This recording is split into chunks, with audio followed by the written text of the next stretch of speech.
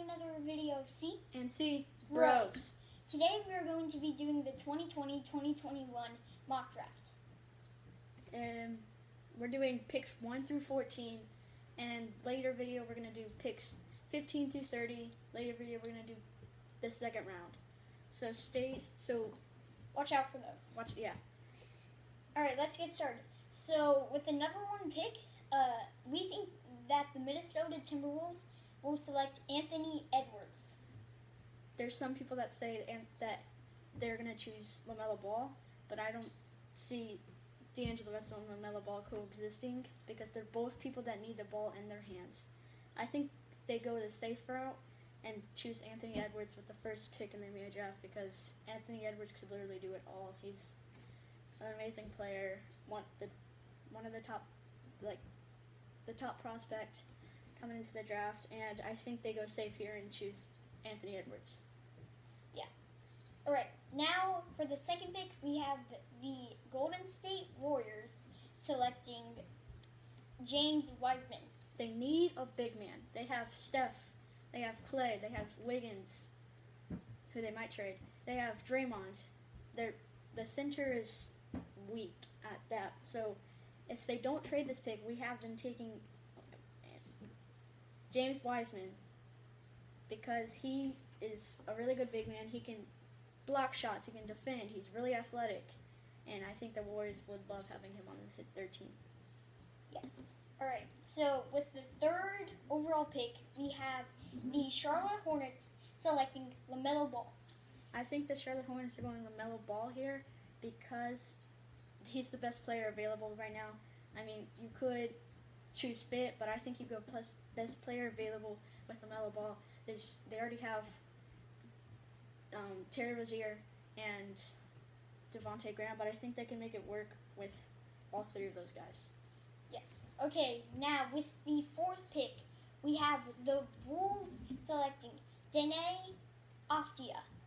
The Bulls are in need of a small forward. They have a point guard in Kobe White. They have a shooting guard in Zach LaVine. They have a power forward in Lauri Markkanen. They have a center in Wendell Carter Jr. That small forward position right now is Otto Porter Jr. So I think they can maybe upgrade that and have a team for the future with Dene Afdia and the rest of the Bulls' young team. All right, now at the fifth pick, we have the Cleveland Cavaliers selecting Isaac Okoro. So the Cavs are in a pretty weird spot.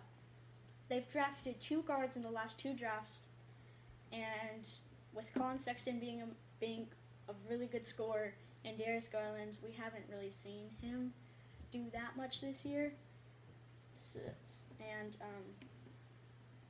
they have Andre Drummond and Kevin Love, but their small forward is Chetty Osman.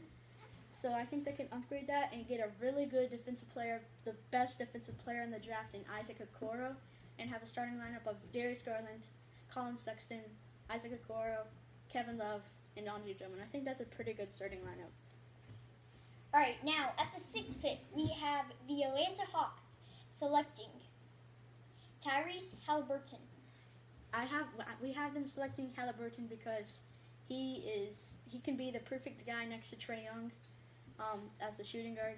He is a really good shooter and is 6'6". He usually plays point guard, but I think they can move him to the shooting guard to play alongside Trae Young. And they'll have a really good young lineup with Trae Young, Halliburton, DeAndre Hunter, or Cam Reddish, John Collins, and Clint Capella. That's going to be a really good team next year. Exactly.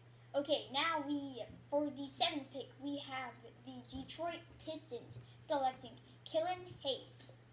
We have them selecting Killian Hayes because he will be the perfect backup point guard.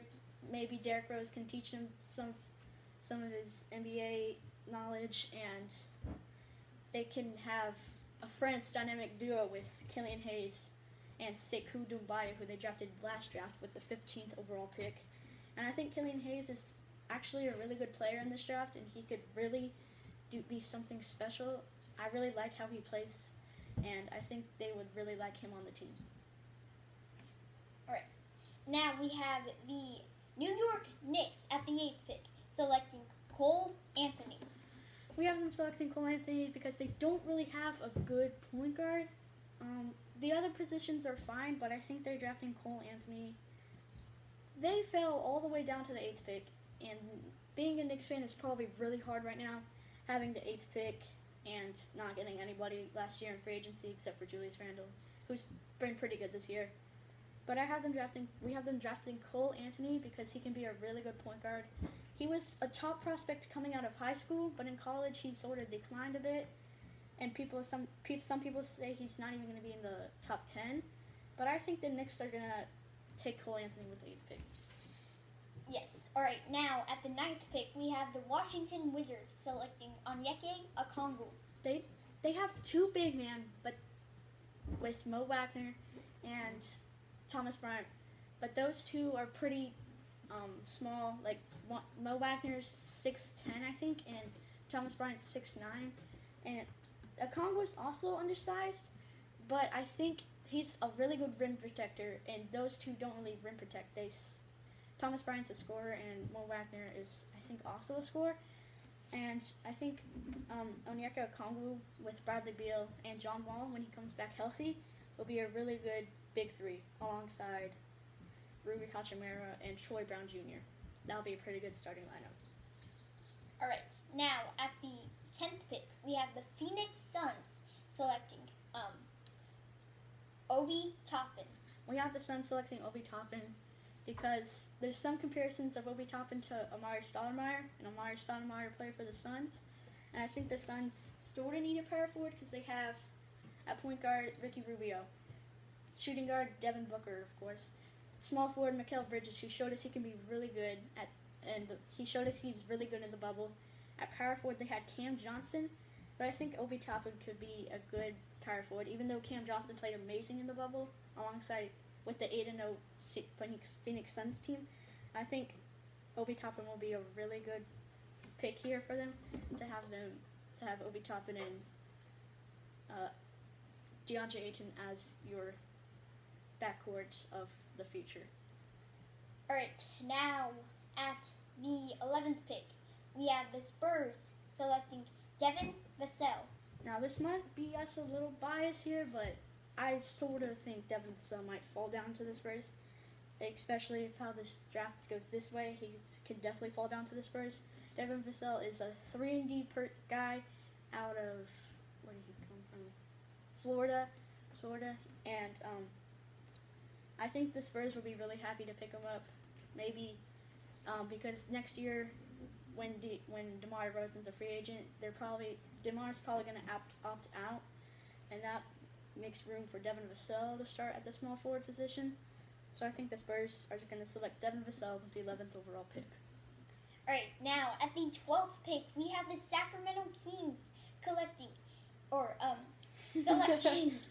Aaron Nesmith. Aaron Nesmith is the best three-point shooter in the draft. He went to Villanova. Yeah, Villanova. No, he didn't go to. I don't know where he went, but he's the best shooter in the draft. He can score the ball, and he just shoots. He just shoots. That's all I can say. He just shoots. And if they trade Buddy Hield this offseason, I think they can have Aaron Nesmith start at the shooting guard to replace Buddy Hield. All right, now at the 13th pick, we have the Pelicans selecting Saddiq Bey. I have the Pelicans selecting Saddiq Bey because Josh Hart and Saddiq Bey played with each other in high school, and Saddiq Bey is actually a really good NBA player.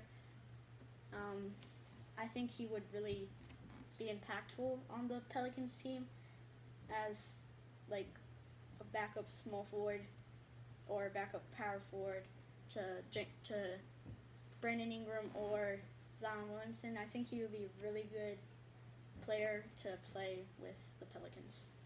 All right, now at the 14th pick, our last pick here today, we have the Boston Celtics selecting Kira Lewis Jr.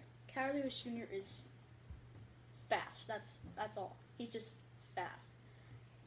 They don't really need anything because they're in the Eastern Conference Finals. They already have Jason Tatum, Jaylen Brown, Kemba Walker, and they are really, really good. And they don't really need anything, but if they were to choose somebody, I think they'd choose Kyra Lewis Jr. because he would be a really good bench player, like in the future when he develops into a good player. And he's just fast, like De'Aaron Fox fast. So I have the Celtics selecting Kyra Lewis Jr. And that's all we have here today. I hope y'all liked this video. Like and subscribe if you haven't already. See you in the next one. Peace.